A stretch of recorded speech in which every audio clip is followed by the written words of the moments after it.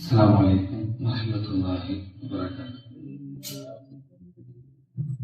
بسم الله الحمد لله والصلاة والسلام على رسول الأمين وعلى آله وصحبه أجمعين أما بعد. സ്നേഹം നിറഞ്ഞ വിശുദ്ധ ഖുർആനിന്റെ പഠിതാക്കൾ, സാറിന് ചെറിയ ബുദ്ധിമുട്ടുള്ളതുകൊണ്ടാണ് ഇന്ന് മാറ്റം വന്നിട്ടുള്ളത്. സ്ഥിരമായിട്ട് നടന്നുകൊണ്ടിരിക്കുന്ന ഒരു ക്ലാസ്സില് പുതുതായിട്ട് ഒരാള് കടന്നു വരുമ്പോണ്ടാകുന്ന ബുദ്ധിമുട്ട് ക്ലാസ് എടുക്കാൻ പോണ നമുക്ക് അറിയാവുന്നത് കൊണ്ട് തന്നെ മനസ്സ് ആദ്യം തന്നെ പാകപ്പെടുക എന്നുള്ളത് വളരെ പ്രധാനപ്പെട്ട ഒന്നാണ്. ചെറിയ കാര്യങ്ങൾ പറഞ്ഞുകൊണ്ട് സംസാരത്തെ ഞാൻ അവസാനിപ്പിക്കും. എടുക്കുന്ന സൂറത്തിന്റെ അപ്പുറത്ത് അതുമായി ബന്ധപ്പെട്ട ചില വിഷയങ്ങളായിരിക്കാം. എന്നിരുന്നാൽ നമ്മുടെ സ്വഭാവത്തിൽ ഉണ്ടാകേണ്ട പ്രധാനപ്പെട്ട ചില കാര്യങ്ങളാണ് സൂചിപ്പിക്കാൻ ആഗ്രഹിക്കുന്നത്. മനുഷ്യരായ നമ്മെ സംബന്ധിച്ചിടത്തോളം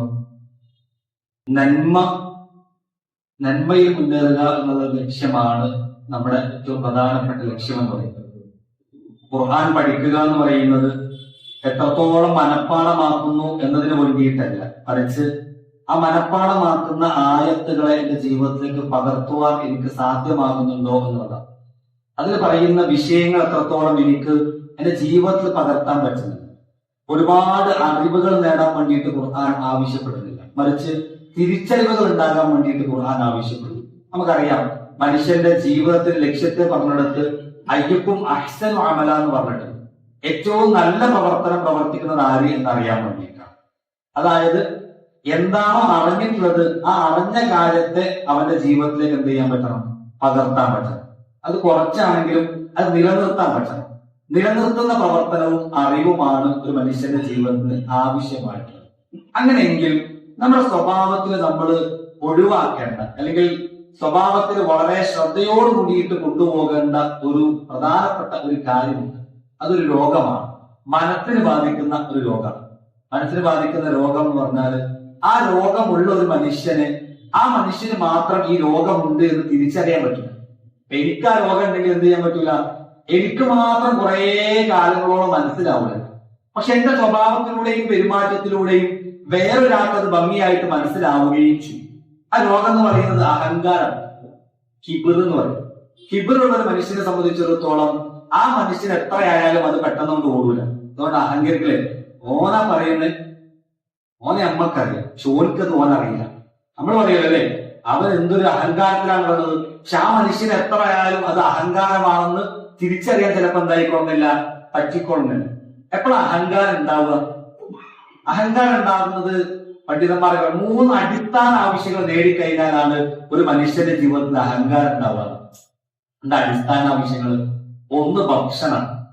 ഭക്ഷണം കിട്ടാത്ത ഒരു മനുഷ്യന് അഹങ്കരിച്ച ചരിത്രമില്ല. പട്ടിണി കിടക്കുന്ന ഒരു മനുഷ്യനെ സംബന്ധിച്ചിടത്തോളം അവന്റെ ജീവിതം പോകുന്നത് എങ്ങനെയെങ്കിലുമൊക്കെ ഭക്ഷണം കിട്ടണം എന്നുള്ളതാണ്. ആ ഭക്ഷണം നല്ല വിലപിടിപ്പുള്ള ഭക്ഷണം ആവണമെന്നൊന്നും ആഗ്രഹം ഉണ്ടാവില്ല. 3 നേരോ 4 നേരോ ഭക്ഷണം കഴിക്കണമെന്നും ആഗ്രഹം ഉണ്ടാവില്ല. പിന്നെ ഒരു നേരത്തെ ഭക്ഷണമെങ്കിലും എങ്ങനെങ്കിലും ഏതെങ്കിലും കിട്ടണമെന്ന ആഗ്രഹമായിരിക്കും ആ മനുഷ്യനുണ്ടാവുക. നമ്മൾ ഒരുപാട് ചാരിറ്റി ചെയ്യുന്ന ആളുകളാണ്. നമുക്കറിയാം, വിശന്ന് കിടക്കുന്ന ഒരു മനുഷ്യന്റെ അടുക്കിലേക്ക് പോകുമ്പോൾ നാം കൊടുക്കുന്ന ഒരു രൂപത്തെ ആർത്തിയോട് കൂടിയിട്ട് വാങ്ങുന്നു. നമ്മുടെ നാട്ടിലല്ലെങ്കിൽ പുറത്തുനിന്ന് പലസ്തീനൊക്കെ എടുത്തു നോക്കിക്കഴിഞ്ഞാൽ, അതേപോലത്തെ ചില രാജ്യങ്ങളൊക്കെ എടുത്തു നോക്കിക്കഴിഞ്ഞാൽ ഭക്ഷണം കൊടുക്കുമുണ്ടാകുന്ന മുഖത്തുള്ള ഒരു സന്തോഷവും അതേപോലെ തന്നെ അത് വാങ്ങാനൊരു ആവേശവും ഉണ്ടാകും. അവന്റെ മുമ്പിൽ അതാണ് വലിയ ലോകം എന്ന് പറയുന്നത്. വയറ് എന്ത് ചെയ്യണം? പൊട്ടിയ വയറ് ഒന്ന് ചെറിയൊരു കനം കിട്ടാൻ വേണ്ടിയിട്ട് അവന് പോകും. ആ ഭക്ഷണം കിട്ടുന്ന ഒരു മനുഷ്യന് പിന്നെ അവന്റെ ശ്രദ്ധ പോകുന്നത് എങ്ങോട്ടാ? വസ്ത്രം ധരിക്കണം, ഒന്ന് ഉടുക്കണം. വയറ് നിറഞ്ഞാലാണ് ഒരു നല്ല വസ്ത്രം ധരിക്കണം അവന്റെ മനസ്സിലേക്ക് പോകും. ആ വസ്ത്രത്തിനും നേരത്തെ പറഞ്ഞ പോലെ ഡിമാൻഡുകളൊന്നുമില്ല. ബ്രാൻഡഡ് വസ്ത്രം വേണമെന്നോ, ഇന്ന വലുപ്പമുള്ള വസ്ത്രം വേണമെന്നോ, ഇന്ന കളറുള്ള വസ്ത്രം വേണമെന്നോ ഒന്നുമില്ല. പിന്നെയോ ഒന്ന് കീറി പറഞ്ഞ വസ്ത്രമാണെങ്കിലും ശരി, മുഷിഞ്ഞ വസ്ത്രമാണെങ്കിലും ശരി, ഒന്ന് ശരീരം മറയുന്ന രീതിയിലേക്ക് എന്ത് ചെയ്യണം? ഒന്ന് വസ്ത്രം ധരിക്കണം. ഇങ്ങനെ ഭക്ഷണവും വസ്ത്രവും കിട്ടിക്കഴിഞ്ഞ മനുഷ്യന് 3ാമത്തെ അടിസ്ഥാന ആവശ്യമാണ് പാർപ്പിടം എന്ന് പറയുന്നത്. ആ പാർപ്പിടം എന്ന് പറഞ്ഞാൽ സ്വന്തം വീട് വേണമെന്നോ 2 നില കെട്ടിടം വേണമെന്നോ അങ്ങനെ ഒന്നുമില്ല. അന്തി ഉറങ്ങാൻ തല വെക്കാൻ ഒരു പീടിയുടെ തിണ്ണയാണെങ്കിലും ശരി, എനിക്കെന്നും അവിടെ പോയിട്ട് അന്തി ഉറങ്ങാൻ പറ്റുമെന്ന ഒരൊറ്റൊരു ആഗ്രഹം അല്ലെങ്കിൽ ആ ഒരു ധൈര്യം മാത്രം കിട്ടുക എന്നുള്ളത്. ഇത് മൂന്ന് കിട്ടിയാൽ പിന്നെ ഈ മൂന്ന് കാര്യത്തിൽ നിന്നുമാണ് മനുഷ്യൻ എന്ത് ചെയ്യുക, അഹങ്കാരം എന്ന് പറയുന്ന ഒന്ന് വരാനുള്ള സാധ്യതയുണ്ട്. ഞാൻ പറഞ്ഞതിനത് ഇത് മൂന്നും ഉള്ള ആളുകളായിരിക്കും ഞാനും നിങ്ങളും. ഇപ്പൊ ഭക്ഷണം കിട്ടുന്നുണ്ട് എങ്കിൽ, ഭക്ഷണം കഴിക്കാൻ കിട്ടുന്നുണ്ട് എങ്കിൽ പിന്നെ നമ്മുടെ ജീവിതത്തിൽ മെല്ലെ അഹങ്കാരം വരും. എങ്ങനെ വരിക നമുക്ക് തന്നെ അറിയാം അല്ലെ. എന്റെ വീട്ടിലെ നോമ്പുകളാണ്, അതെന്ത് ചെയ്യാൻ പാടില്ല, അത് മോശമാക്കാൻ പാടില്ല. നിന്റെ കുട്ടീന്റെ കല്യാണം ഒറ്റ മോളല്ലേ ഉള്ളൂ, അതെന്ത് ചെയ്യാൻ പാടില്ല, ഭക്ഷണത്തിൽ മോശമാക്കാൻ പാടില്ലല്ലോ. ഭക്ഷണത്തിന്റെ വിഭവങ്ങൾ എന്ത് ചെയ്യും, ഒന്ന് വർധന ഉണ്ടാവും. അപ്പോൾ ഭക്ഷണം കൊടുക്കുക എന്ന് പറയുന്നത് വരുന്നവന്റെ വയറ് നിറയ്ക്കുക എന്ന ലക്ഷ്യത്തിന്റെ അപ്പുറത്ത് എന്റെ കഴിവും ശക്തിയും കാണിക്കാനുള്ള ഒരു അവസരമാക്കി ചിലപ്പം ആ വിവാഹമോ, എല്ലാവരും നല്ലട്ടോ, ആ വിവാഹമോ അല്ലെങ്കിൽ ആ പരിപാടിയോ ആയിട്ട് മാറും.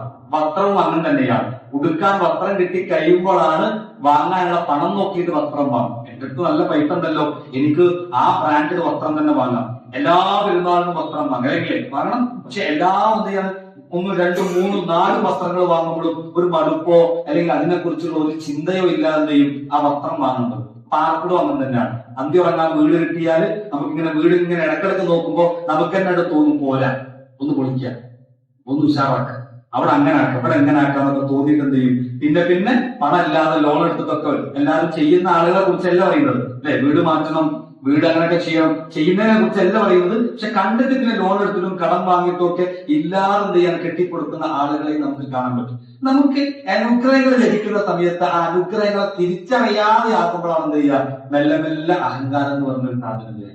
അത് പെട്ടെന്ന് നമുക്ക് മനസ്സിലാക്കാൻ പറ്റുക എന്നുള്ളത്.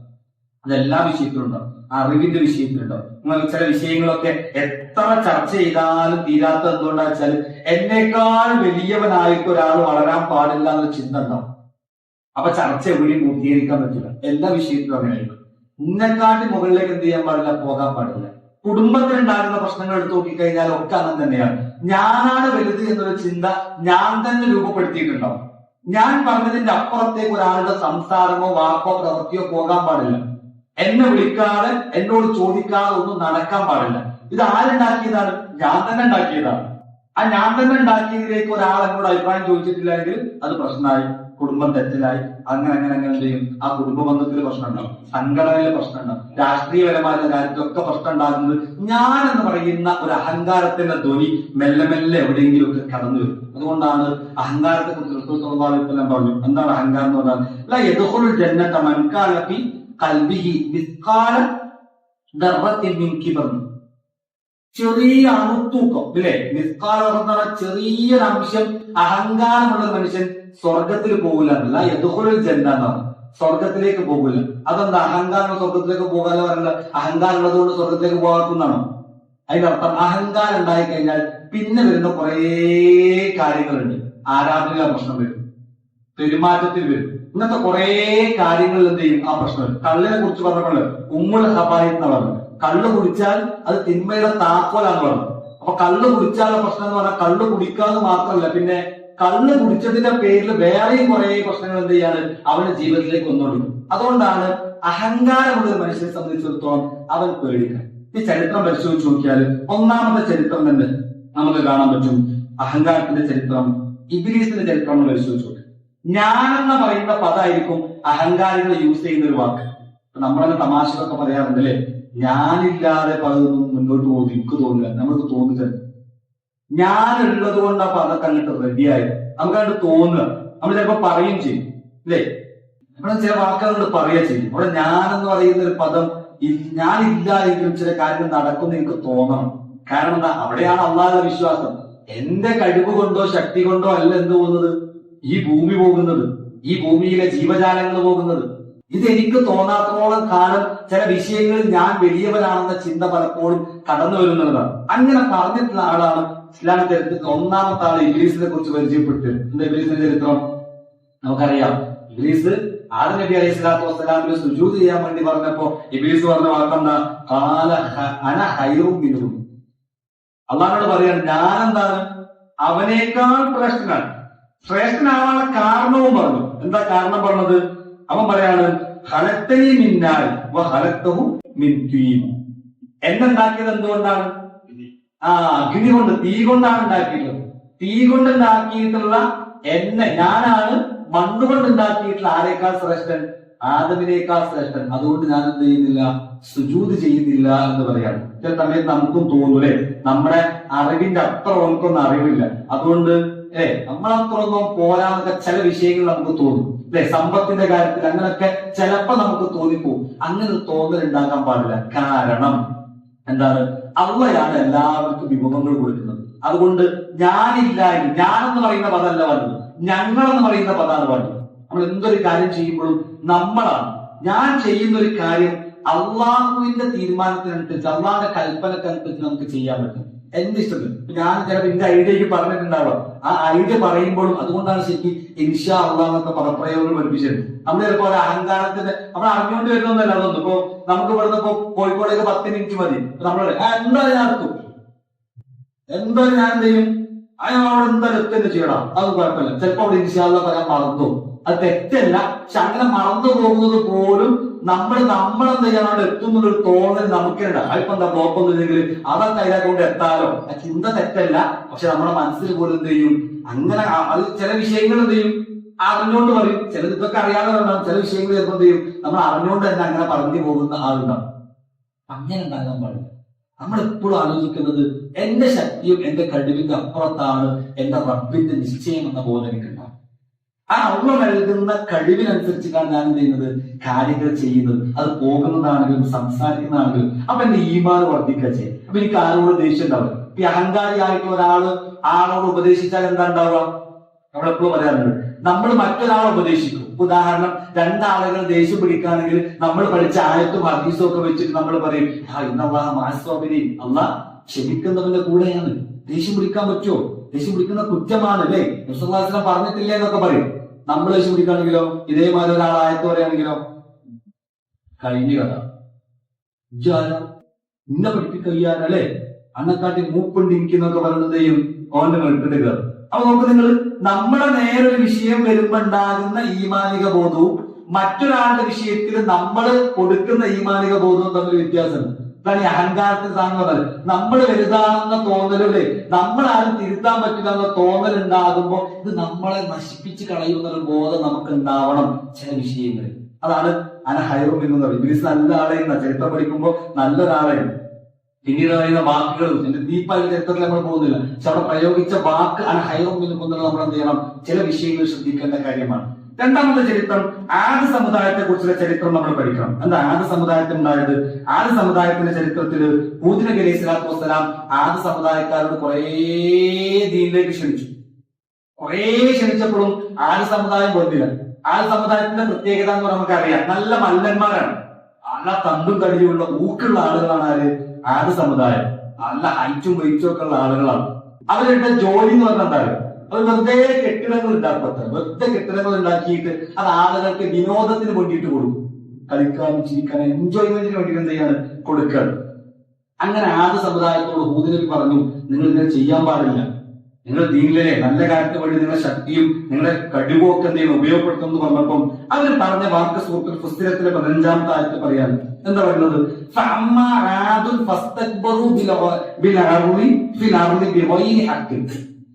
ആദ് സമുദായം ഒരു ന്യായവും ഇല്ലാതെ ഭൂമിയിൽ എന്ത് ചെയ്തു? ഫസ്തക്ബറും, കിബ്ർ കാണിച്ചു, അവർ അഹങ്കാരം കാണിച്ചു. എന്നിട്ട് ചോദിച്ചൊരു വാക്കുണ്ട്, അത് നമുക്ക് വലിയൊരു ഗുണമാണ്. അവർ പറയുന്ന വാക്കെന്താണെന്നറിയോ? ഞങ്ങളെക്കാൾ ഊക്കേറിയവർ ആരുണ്ട്? ഊക്കേറിയവർ എന്ന് പറഞ്ഞാൽ നല്ല ശക്തിയുള്ളവർ ആരുണ്ട്? ഇത് ചോദിക്കണമെങ്കിൽ ആർക്കേ പറ്റുള്ളൂ? ശക്തി ഉണ്ടെന്ന് മനസ്സിലാകാനൊക്കെ പറ്റുള്ളൂ. ഉദാഹരണം പറഞ്ഞാല്, നല്ല തണ്ടും തടിയുള്ള ഒരാളോട് അന്ന് ഞാൻ കാണിച്ചു തരാന്ന് പറയൂല. പിന്നെ ഏടത് പറയാ? നമ്മളെക്കാട് ദുർബലരായിട്ടുള്ള ആളും വരുന്നത് നമ്മളെന്ന് പറയും, അന്ന് ഞാൻ ശരിയാക്കി തരാന്ന് പറയും. ശക്തി കൊണ്ട് അല്ലെ, ചില ബുദ്ധി കൊണ്ടൊക്കെ ഇങ്ങനെ നമുക്ക് തോന്നാണ് അവനെ പരാജയപ്പെടുത്താൻ പറ്റുന്ന തോന്നുന്നോട് നമ്മൾ പറയുന്നത്, അന്നെക്കാള കണ്ണെ കൂട്ടാൻ സാധനം എന്തെങ്കിലും അങ്ങനെയൊക്കെ പറയുന്നത് നമ്മൾ പറയും. നമ്മളെക്കാൾ മുന്തിയ ആളോട് നമ്മൾ എന്ത് ചെയ്യൂല, അത് പറയൂല.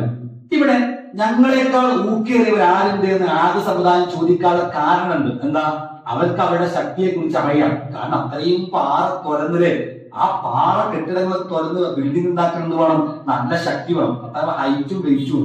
രണ്ടാമത് ആ ചോദ്യത്തിന് വേറെ പ്രത്യേകതയുണ്ട്. ആദ്യ സമുദായത്തിന്റെ മുമ്പുള്ള ആളുകൾ ആരാണ്? നൂഹ് നബിന്റെ ജനതയാണ്.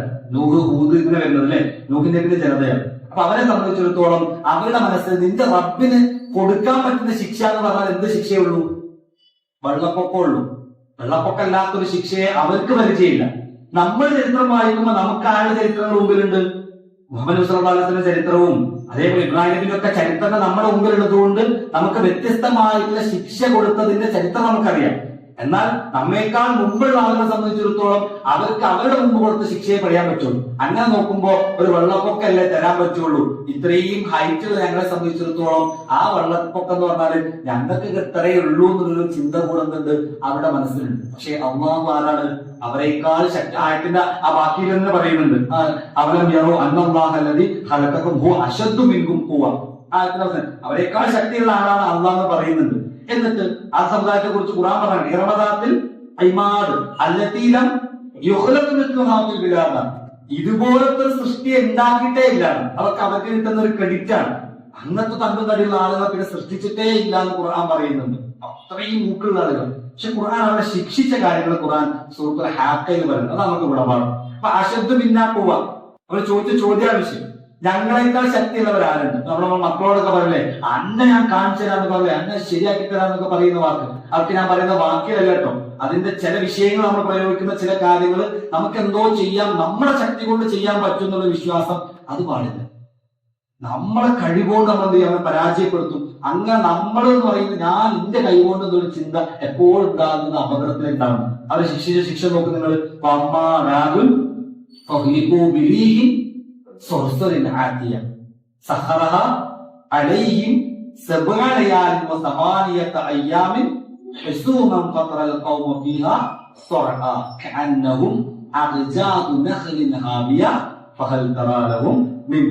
എന്താണ് അവർക്ക് എന്ത് കൊടുത്തു? നല്ല ശക്തമായിട്ടുള്ള കാറ്റിനെ അവർക്കണ്ട് കൊടുത്തു. അവർ നശിപ്പിച്ചു നോക്കുന്നത് എന്തായത്? ശക്തമായിട്ടുള്ള കാറ്റ് എന്ത് ചെയ്യണം അവർക്കണ്ട് സഹറാവറെ കീഴ്പ്പെടുത്തി കൊടുക്കുന്നു. ഇപ്പോഴത്തെ അവരുടേതാക്കി കൊടുത്തു. അവർക്ക് അവിടെ തകർത്ത് മറിയാൻ വേണ്ടിയിട്ട് അവരെ കൊണ്ട് ഫുള്ളായിട്ട് എന്താണ് ആ കാറ്റിനെ അവർക്ക് ഏൽപ്പിച്ചു കൊടുക്കണം. ഓരോ കൊണ്ട് നോക്കിക്കൊണ്ട് പറഞ്ഞിട്ടുള്ള അവസ്ഥയിലേക്ക്. എന്നിട്ട് പറയുന്നത് എന്തായാലും ഈത്തപ്പഴ തടികൾ മുറിഞ്ഞു വീഴുന്നത് പോലെ അവർ വീഴുന്നതാണ്. തെങ്ങൊക്കെ മുറിക്കുമ്പോൾ നിങ്ങൾ മുകളിലിങ്ങനെ മുറിഞ്ഞ് അതേപോലെ അവരെന്ത് ചെയ്തു? മുറിഞ്ഞു വിടത്താം. നല്ല ഹൈറ്റുള്ള ആളുകൾ ഒടിഞ്ഞു വീണു എന്നുള്ളതാണ് എന്ത് ചെയ്തത് പറയുന്നത്. 7 രാത്രിയും 8 പകലും തുടർച്ചയായിട്ട് കാറ്റ് വീശാൻ എന്താ ഉണ്ടാവുക? ഒന്നും ഉണ്ടാവില്ല. എങ്ങനെ കാറ്റ് വീശിയാല് ഇതിങ്ങനെ റൊട്ടേറ്റ് ചെയ്ത് അടിയിലേക്ക് കുഴിയായിട്ട് എന്ത് ചെയ്യാണ് ആ ആളുകൾ കാണാതാകട്ടെ. അത് കൂടാൻ പറഞ്ഞത് ഫഹൽ തറാലഹും മിൻ ബാഖിയ. ബാക്കിയായിട്ട് നിങ്ങൾ എന്തെങ്കിലും കാണുന്നുണ്ടോ എന്ന് ചോദിച്ചു. ഒന്നും കാണാത്ത രീതിയിലേക്ക് അവരെ മാറ്റിയെന്ന് ഞാൻ പറഞ്ഞത്. ഈ വിഷയത്തിൽ അവർ ചോദിച്ചൊരു ചോദ്യം, ഹാലുമൻ അശദ്ദു മിന്നാ ഖുവ. ഞങ്ങളെക്കാൾ ഊക്കേറിയവരാണ്. അപ്പൊ ഊക്കുണ്ട് എന്ന് അവർക്ക് അറിയാം. പക്ഷെ ആ ഊക്ക് കൊടുത്തത്, ശക്തി കൊടുത്തത് അള്ളയാണ് എന്ന് അവർക്ക് അവരോട് പറയാൻ പറ്റാതെ പോയി എന്നതാണ്. ഇതാണ് അഹങ്കാരത്തിന്റെ ഏറ്റവും വലിയ പ്രശ്നം.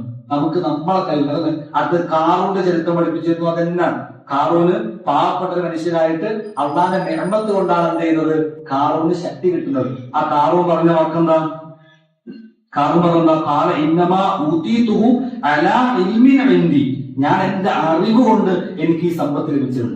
എന്റെ അറിവ് കൊണ്ട്, എന്റെ ശക്തി കൊണ്ട്, എന്റെ കഴിവ് കൊണ്ട് ഞാൻ എന്ത് സമ്പത്ത് ലഭിച്ചത്. അപ്പൊ കാറൂൻ എന്താ ചെയ്തത്? കാറൂന്റെയും ഭൂമിയിലേക്ക് എന്ത് ചെയ്യുന്നത് അവന്റെ താക്കോൽ. കാറൂന്റെ ചരിത്രം പഠിക്കണം. അതിന്റെ താക്കോൽ കൂട്ടങ്ങളെ കൊണ്ടുവരാൻ തന്നെ എത്രയോ ഒട്ടകങ്ങൾ ഉണ്ടായിരുന്നു എന്ന്. അത്രയും സമ്പന്നനായിട്ടുള്ള മനുഷ്യനാണ്. പക്ഷെ അവിടെയും കാറൂൻ പറഞ്ഞെന്താ? ഞാൻ എന്റെ കഴിവുകൊണ്ടാണ് എന്ത് ചെയ്തത്, എന്റെ അറിവാണ്. ഇപ്പൊ നമ്മൾ പറയല്ലോ, നമ്മൾ ഈ ഭക്ഷണമൊക്കെ വേസ്റ്റ് ആക്കുമ്പോൾ ചില ആൾക്കാർ പറയാറുണ്ട്, നമ്മളൊക്കെ ഈ ഫുഡൊക്കെ കഴിക്കാൻ പോകുമ്പോൾ അതിനിപ്പോ എന്താ ഞാൻ എന്റെ പൈസ കൊണ്ട് വാങ്ങില്ല, അനക്ക് എന്താ ചോദിക്കും. പൈസ എന്താ? പൈസ നമ്മൾ തന്നെയാണ്. പക്ഷെ ആര് തന്നതാ? അള്ളാഹ് തന്നാണ്. നമ്മളിവിടെ ആവേശത്തിൽ പറയുന്ന വാക്കായിരിക്കും, ഞാൻ എന്റെ കൈകൊണ്ട് അനക്ക് എന്താന്നൊക്കെ ചോദിക്കും. പക്ഷെ ആ തന്നത് അള്ളയാണെന്ന് ഇടക്കിടക്ക് എനിക്ക് എന്നോട് പറയാൻ പറ്റുമ്പോഴാണ് ഈ കിബർ എന്ന് പറയുന്ന ഒന്ന് ഇല്ലാതെയാവുള്ളൂ. അതുകൊണ്ട് അള്ളാഹിന്റെ നിഅമത്തുകളെ കുറിച്ച് അന്ന് നിരന്തരം ആലോചിക്കണം. അതുകൊണ്ടാണ് അബ്ദുല്ലാഹ് ഇടക്കിടക്ക് പറയണം. കിബർ ഉണ്ടാക്കാൻ പാടില്ല. മുസ്തഫ രാത്രി നമസ്കരിക്കുമ്പോ ആയിഷബി ചോദിക്കുന്നുണ്ടല്ലോ, എന്തിനാ അന്നിങ്ങനെ രാത്രി നിന്ന് നമസ്കരിക്കുന്നത്? കാലിൽ നീര് വന്നിട്ട് നമസ്കരിക്കാൻ. അപ്പൊ എന്താ പറഞ്ഞേ? അബ്ദൻ ഷഹൂറ, ഞാൻ നന്ദിയുള്ള അടിമയാവണ്ടേന്ന്. അപ്പൊ മുസ്തഫ നന്ദിയുള്ള അടിമയല്ലേ? ആണ്, നന്ദിയുള്ള അടിമയാണ് എന്ന ബോധം നബിക്ക് ഉണ്ടായിരിക്കെ ആ അവസ്ഥയിൽ നിന്ന് പോകുമോ എന്നുള്ള പേടിയിൽ നിന്നാണ് വീണ്ടും വീണ്ടും ആ ഓർമ്മയെ പുതുക്കിക്കൊണ്ടേയിരിക്കുന്നത്. എന്താ പറയുക, നമ്മൾ ചിലപ്പോ നല്ലൊരു വിശ്വാസിയായി കഴിഞ്ഞാൽ നമ്മൾ വേഗം ആശ്വാസം കണ്ടെത്താൻ ഞാൻ ഇപ്പൊ ശിർക്കൊന്നും ചെയ്തിട്ടില്ലല്ലോ, നമ്മൾ സേഫായി. നമ്മൾ വേഗം സേഫ് സോണാ നോക്കാം. 5 വക്ത് നിസ്കരിക്കുന്നല്ലോ, നിസ്കരിക്കാത്ത എത്രയേ ആളുകളുണ്ട്. അപ്പൊ നമ്മൾ ആശ്വാസം കണ്ടെത്തിയത് നിസ്കരിക്കാത്ത ആളുകളിൽ നിന്ന് വ്യത്യസ്തമായിട്ട് നിസ്കരിക്കുന്ന ആളാണ് ഞാൻ. എന്റെ നിസ്കാരം കാലത്ത് എത്തിയണോ അത് ഞാൻ നോക്കുന്നില്ല. നോമ്പ് നോക്കാത്ത എത്ര ആൾക്കാരും, ഞാൻ റമദാൻ മാസത്തിൽ 30 നോമ്പ് വെച്ചു. ആ 30 നോമ്പ് നോക്കുന്ന ആളോടാ പറഞ്ഞത് അല്ലേ, കമ്മിൻ സ്വാഹിൻ, എത്ര നോമ്പുകാരാണ്, അവർക്ക് ഭക്ഷണല്ലേ വിശപ്പല്ലാതൊന്നും ബാക്കിയാവുന്നില്ല.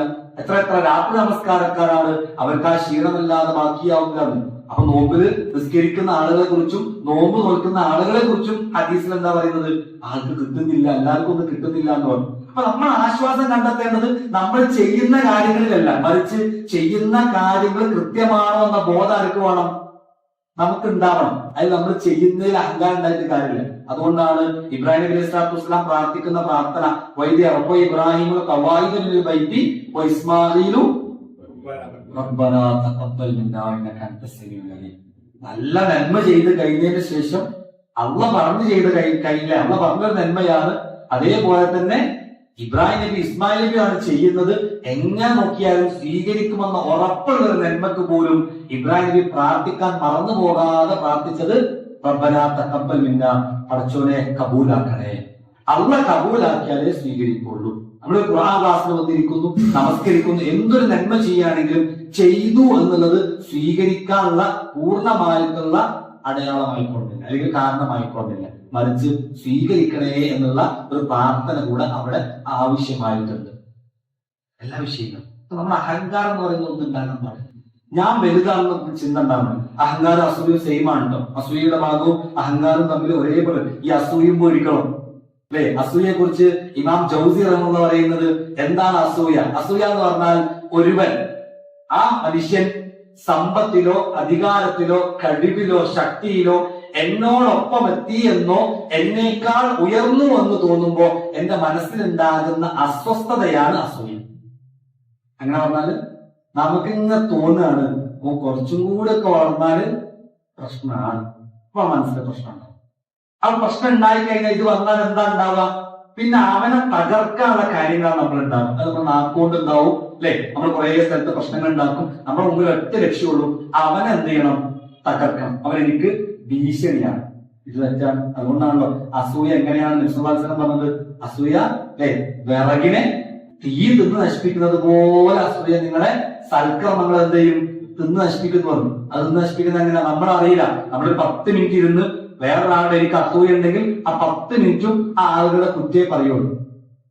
നമ്മൾ അങ്ങനെ തന്നെ പറയുള്ളൂ അല്ലെ. ഉദാഹരണം, എനിക്ക് ദേഷ്യമുള്ള ഒരാള് വീട് കുടിരിക്കലിൽ ഞാൻ പോയി, വീട് കൂടുതലിൽ പോയി, എന്താ ഉണ്ടാവുക, വീട് കൂടുതലിൽ പോയാല് പച്ച പെയിന്റ് അടിച്ച് അവിടെ അതാപ്പോ രസം, അവിടെ അതല്ലേ ഇതല്ലേ അല്ലേ, അങ്ങനല്ലേ ഇങ്ങനല്ലേ ഫുള്ള് വിട്ടേക്ക് തിന്നു. നമ്മളെ വീട്ടിൽ കൂടുതലിനെ വിളിച്ചത് ആ വീടിന്റെ അത് കണ്ട് തിരിച്ചു പോകാൻ മതി. പക്ഷെ നമ്മളെന്ത് ചെയ്യും, നമ്മുടെ അഭിപ്രായം വരും. ഇത് നേരെ മറിച്ച് നമ്മൾ ഇഷ്ടമുള്ള ഒരാളാണെങ്കിൽ നമ്മളോട് അഭിപ്രായം കൂടി ചോദിച്ചിട്ടാണ് ഉണ്ടാക്കിയെങ്കിലോ, ഇതേ സെയിം സാധനം തന്നെ നമ്മൾ അഭിപ്രായം ചോദിച്ചിട്ടാണ് ആളെ പെയിന്റ് അടിച്ചെങ്കിലോ, അവിടെ അതന്നെ അതിനെക്കാട്ടി വേറെ നിറഞ്ഞവിടെ സാധ്യതയില്ലല്ലോ നമ്മുടെ അഭിപ്രായമാകുമ്പോ. ഞാൻ പറഞ്ഞല്ലോ, നമുക്ക് ദേഷ്യം വെക്കാൻ ഉണ്ടല്ല, നിങ്ങളൊരാളുടെ അസൂയ ദേഷ്യമോ അല്ലെങ്കിൽ പകയൊക്കെ ഉണ്ടെങ്കിൽ ആ ആൾ ചെയ്യുന്ന ഒക്കെ തെറ്റായിട്ടാ തോന്നുക. ഇപ്പൊ ഒരു ക്ലാസ്സിൽ വരിയിരിക്കാം, അപ്പൊ ആ ദേഷ്യം ഒരാളുണ്ട്, അപ്പൊ ബാക്കിൽ പോയിരിക്കാം, എന്ന് ബാക്കിൽ പോയിരിക്കാം അല്ലെ, ബാക്കിൽ മുമ്പിൽ ഇരിക്കണ്ടേ, ഞാൻ മുമ്പിൽ വന്നിരുന്നാലോ ആദ്യം തന്നെ വരുന്നല്ലോ വലിയ ആളെ പോലെ മുമ്പിൽ പോയിരിക്കും. 2 ചെയ്താലും കുറ്റമായിരിക്കും. നമുക്ക് വേഗം മനസ്സിലാവും, നമ്മുടെ ആളുകളെ പരിശോധിച്ച് നോക്കിയാൽ വേഗം മനസ്സിലാവും. നമുക്കൊരാളോട് ദേഷ്യമോ പകയോ ഉണ്ടെങ്കിൽ അസൂയ ഉണ്ടെങ്കിൽ ആ ആൾ അംഗീകരിക്കാൻ ഭയങ്കര മടിയായിരിക്കും. ആ ആളുകളെ കുറ്റങ്ങളും കുറവുകളായിരിക്കും എന്ത് ചെയ്യുക, കൂടുതൽ കണ്ടെത്താൻ പരിശ്രമിച്ചുകൊണ്ടിരിക്കുക. അതുകൊണ്ടാണ് നിങ്ങളുടെ സൽക്കർമ്മങ്ങൾ ഇങ്ങനെ എന്ത് ചെയ്യും, മെല്ലെ മെല്ലെ പോകുന്നു പറയാനുള്ള കാരണമല്ല. കാരണം നമ്മൾ 10ഓ 15ഓ മിനിറ്റോ എന്തിനാ സ്പെൻഡ് ചെയ്യുന്നത്, ആ ആളെ കുറ്റം പറയാൻ വേണ്ടിയിട്ടായിരിക്കും, കുറവ് കാണാൻ വേണ്ടിയിട്ടായിരിക്കും. അപ്പൊ നമ്മൾ ചെയ്തു വെച്ച നന്മ ഉണ്ടാവും, ആ നന്മ ഒക്കെ പോയിട്ടുണ്ടാവും. അതുകൊണ്ട് ആ മുഫ്ലിസ് ആരാ നബിസ്വല്ലല്ലാഹു പഠിപ്പിച്ചിട്ടുണ്ടല്ലോ. ആരാ മുഫ്ലിസ്?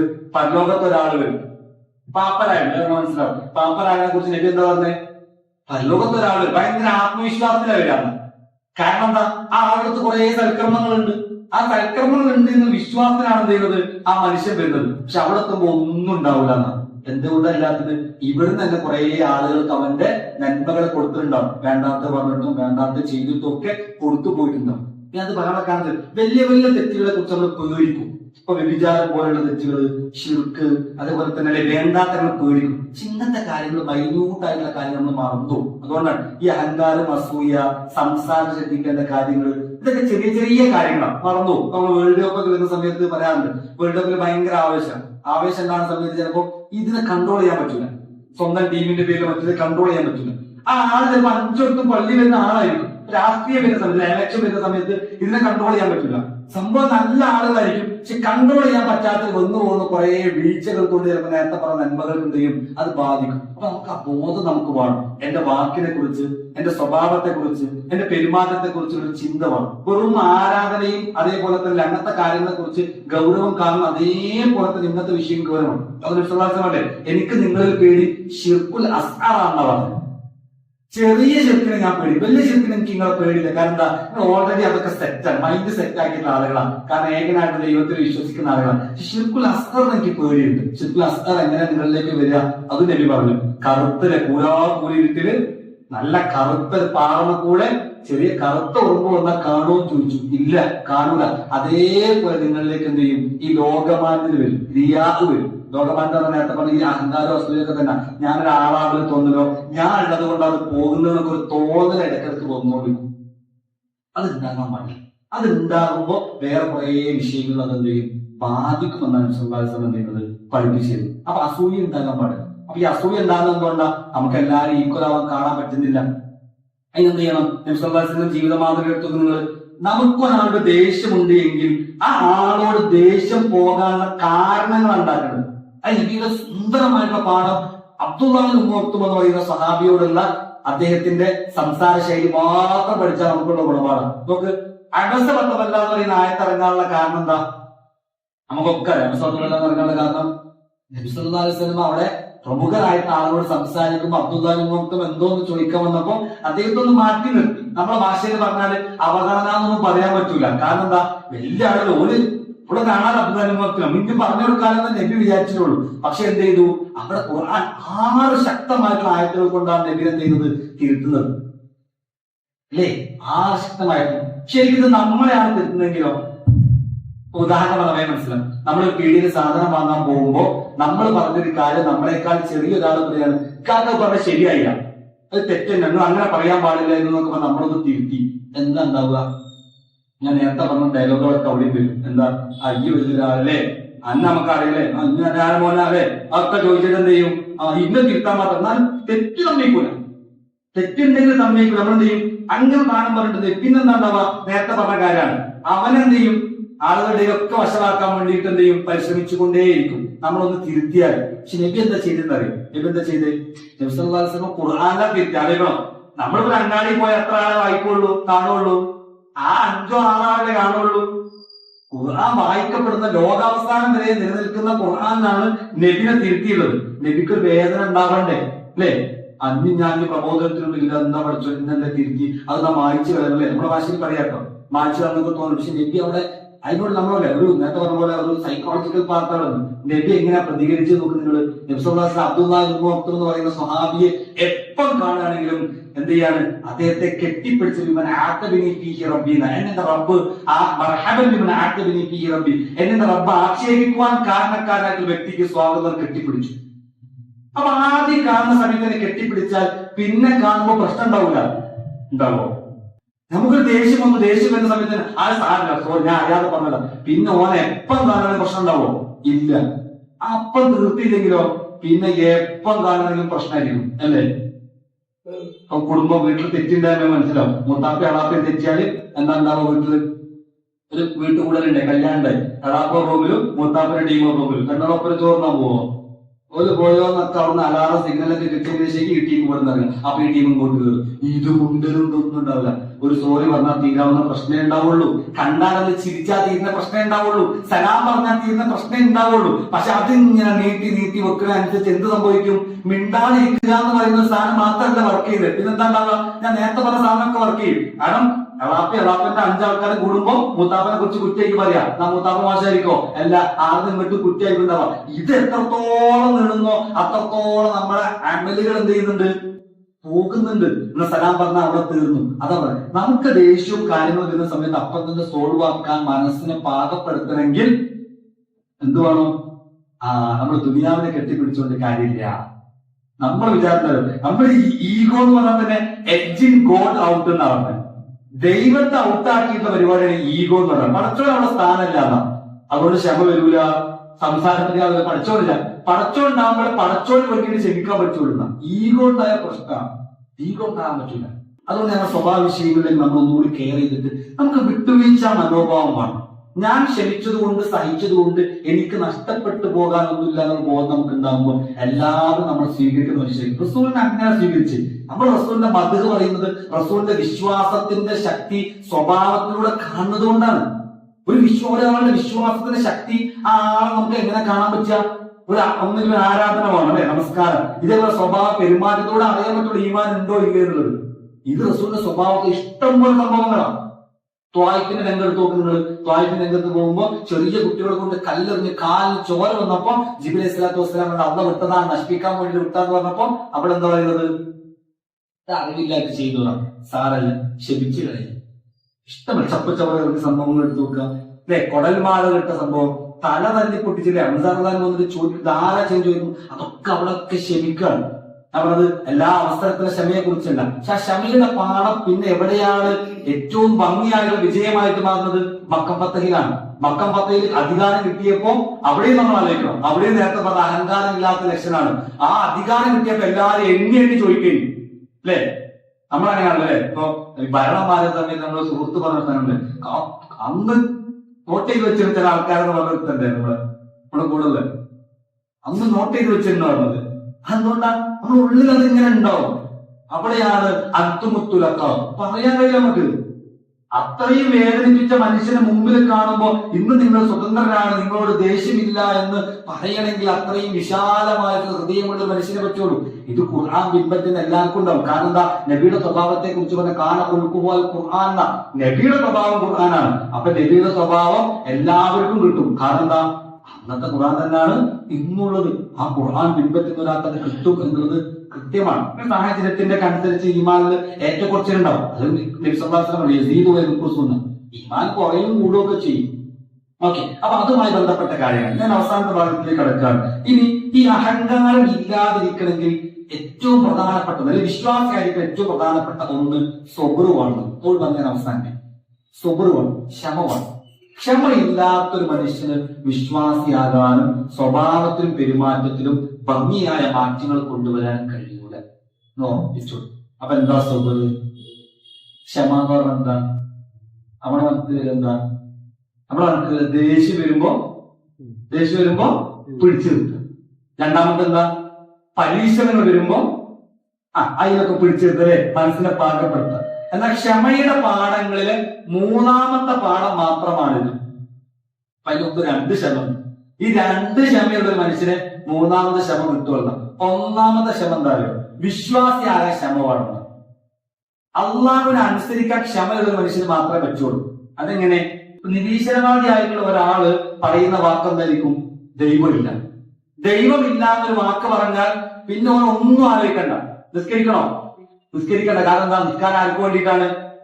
അള്ളാഹ്ക്ക് വേണ്ടിയിട്ട്. അവല്ല നിസ്കരിക്കണ്ടല്ലോ. അങ്ങനെ എല്ലാ കാര്യത്തെയും തട്ടിക്കളയാൻ വേണ്ടിയിട്ട് അവൻ എന്ത് ചെയ്യും? ദൈവം ഇല്ലാന്ന് ഒറ്റ വാക്ക് പറഞ്ഞാൽ പറ്റും. എന്നാൽ ദൈവം ഉണ്ട് എന്ന് പറയുന്ന ഒരാൾ എന്ത് വേണം? ക്ഷമയുള്ള മനുഷ്യനെ പറ്റുള്ളൂ. കാരണം എന്താ? 5 വക്ത് നിസ്കാരം, 5 വക്ത് നിസ്കാരം ഒപ്പരം നിസ്കരിച്ചാൽ പോലെ. സുബൈക്ക് അവൻ നീറ്റിട്ടില്ലേ? 5 കൂടെ കഴിഞ്ഞില്ലേ? അവൻ അവൻ ചിന്തിക്കണം. 5 വക്തിന് അള്ളാഹനെ ഓർക്കാൻ വേണ്ടി നമസ്കാരം, അല്ലെ? അള്ളാഹനെ ഓർക്കാൻ വേണ്ടി നമസ്കരിക്കുന്ന നമസ്കാരം. ആ നമസ്കാരം ഒറ്റ നിമിഷം മാത്രം ഓർക്കലാണോ? വിവിധ ഘട്ടങ്ങളിൽ ഓർക്കലായിരിക്കോ ഏറ്റവും ഹൈർ ഉണ്ടാവുക? അപ്പൊ 5 വക്തിലും അള്ളാഹനെ ഓർക്കാൻ എന്ന അടയാളമായിട്ട് ഒരു ഉപാധിയായിട്ട് നമസ്കാരത്തിന്റെ സെറ്റ് ചെയ്ത് വെച്ച് നമ്മൾ വെറുതെ ഇമാജിൻ ചെയ്ത് നോക്കുക. അങ്ങനെ ആണെന്നല്ല, ഇമാജിൻ ചെയ്ത് നോക്കുക. അങ്ങനെ ചെയ്തു നോക്കുമ്പോൾ സുബൈ കഴിഞ്ഞ് കുറച്ച് മുമ്പത്തേക്ക് അള്ളാഹുവിൽ നിന്ന് മറന്നു പോവുകയോ വേറെ എന്തെങ്കിലുമൊക്കെ വിനോദങ്ങൾ ഏർപ്പെടുമ്പോഴോ അള്ളാഹ് ഓർക്കാൻ നമസ്കാരത്തിലേക്ക് പോകാന്ന് പറഞ്ഞ് അള്ളാഹിലേക്ക് ഓർത്ത് വീണ്ടും മനസ്സിനെ നല്ല രീതിയിലേക്ക് പാകപ്പെടുന്നു. അപ്പത്തേക്ക് അസർ മഗ്‌രിബ് സെറ്റായി. അപ്പൊ നമസ്കരിച്ച് കഴിഞ്ഞാൽ കിട്ടുന്നു. അപ്പൊ ശാന്തമായ നമസ്കാരത്തിലേക്ക് പോകാൻ പറ്റും. ഈ നമസ്കാരത്തിലേക്ക് പോയ ഒരാൾ നമസ്കാരത്തിന്റെ എല്ലാ ഭാഗങ്ങളിലും എന്ത് വേണം? ക്ഷമയോടുകൂടി കാത്തിരിക്കണം. ചില ആൾക്കാർക്ക് കഴിയൂല. നിസ്കരിക്കുമ്പോ അങ്ങനെയാണല്ലോ. നിസ്കരിക്കുമ്പോ ഇമാമിന്റെ അത്തയ്യാത്ത നേരം വൈകിപ്പോയാൽ എന്താ ഉണ്ടാവുക? ഇമാം അത്തയ്യാത്ത തരാൻ പോയിട്ടാ നേരം വൈകിപ്പോയി പറയണ്ട അല്ലെ? ഇത് ഇമാമിനുള്ള സിഗ്നലാണ്. എന്ത് അയക്കുന്നത്? ഇത് കുറെ അയക്കില്ലേ? മതി നീ വീട്ടിക്കാൾ. ഇതാണ് നമ്മളെ മനസ്സിലാക്കുന്നത്. അത്തയ്യാത്ത എത്ര നേരം ഉണ്ടാവും? നിസ്കാരത്തിൽ അത്തയ്യാത്ത എത്ര നേരം ഉണ്ടാവും? നിസ്കാരം 10 മിനിറ്റാണ് മാക്സിമം ഉണ്ടാവുക. അതിൽ അത്തയ്യാത്ത എത്ര നേരം ഉണ്ടാവുക? വളരെ ചുരുങ്ങി 2 മിനിറ്റ് മാക്സിമം ഉണ്ടാവുള്ളൂ. ഇനി 3 മിനിറ്റ് ആയി വിചാരിക്കാം. ഒരു 3 മിനിറ്റ് അള്ളാഹിന്റെ മുമ്പിൽ ഇരിക്കുമ്പോഴത്തേക്ക് നമുക്ക് എന്താ അസ്വസ്ഥമാവുന്നത്? നമുക്കൊരു കളി കാണാത്ര നേരം വേണം, ഒരാളോട് സംസാരിക്കാത്ര നേരം വേണം. അപ്പൊ നമുക്ക് 2-3 മണിക്കൂർ എടുക്കുന്ന ഒരു കാര്യം, ആ കാര്യത്തിന്റെ അത്രയും പ്രാധാന്യമില്ല. നമസ്കാരത്തിന് 5 മിനിറ്റ് കൂടുമ്പോഴത്തേക്ക് നമ്മൾ അസ്വസ്ഥമാവാണ്. അതാ പറഞ്ഞത്, വിശ്വാസം ഉറക്കണമെങ്കിൽ ക്ഷമ ഉള്ളവർക്ക് പറ്റുള്ളൂ. നേരം വൈകിയാലും കുഴപ്പമില്ല, അള്ളാന്റെ മുമ്പിലല്ലേ എന്ന് പറയണമെങ്കിൽ എന്ത് വേണം? സ്വബ്ർ വേണം. ഈ സ്വബറുള്ള ഒരാൾക്ക് മാത്രം ഇത് പറ്റുള്ളൂ. കുറെ വിഷയങ്ങളുണ്ട്. അള്ളാഹല്ലേ ദൃഷ്ടാന്തങ്ങൾ അനുഗ്രഹങ്ങളൊക്കെ കണ്ട് അല്ലെ അള്ളാഹുന്റെ കലാകഥകളൊക്കെ വിശ്വസിക്കുന്ന അങ്ങേയറ്റ സ്വബറുള്ള ഒരാൾക്കേ പറ്റുള്ളൂ. ഞാൻ വിശദീകരിക്കുന്നില്ല, സമയം. രണ്ടാമത്തെ സ്വബറിന്റെ പാഠം, ഇത് നമ്മളുമായി ബന്ധപ്പെട്ട പാഠം. രണ്ടാമത്തെ സ്വബറിന്റെ പാഠം എന്ന് പറഞ്ഞാൽ എന്താ? രണ്ടാമത്തെ സ്വബറിന്റെ പാഠം വികാരങ്ങളെ നിയന്ത്രിക്കാൻ പറയുന്നത്. പിന്നെ നഫ്സ അമ്മാവത്തും വിശ്വ എന്ന് പറഞ്ഞു. മനുഷ്യന്റെ മനസ്സ് വന്ന് എങ്ങോട്ടാ? തിന്മകളിലേക്കാണ് ആദ്യം പോവുക. എന്ത് രംഗം ചെയ്തു നോക്കുക, അങ്ങോട്ട് പോയി നോക്കാന്നുള്ള ചിന്ത മനുഷ്യ സഹജമായിട്ടുള്ള ഒന്നാണ്. പിന്നെ അതിനെ ഡിഫെൻഡ് ചെയ്യുന്നത് മനുഷ്യന്റെ ഈമാനിക ബോധമാണ്. അത് തെറ്റാണ് എന്ന് മനുഷ്യന്റെ മനസ്സ് പറയും. ഖുർആൻ പറഞ്ഞോ,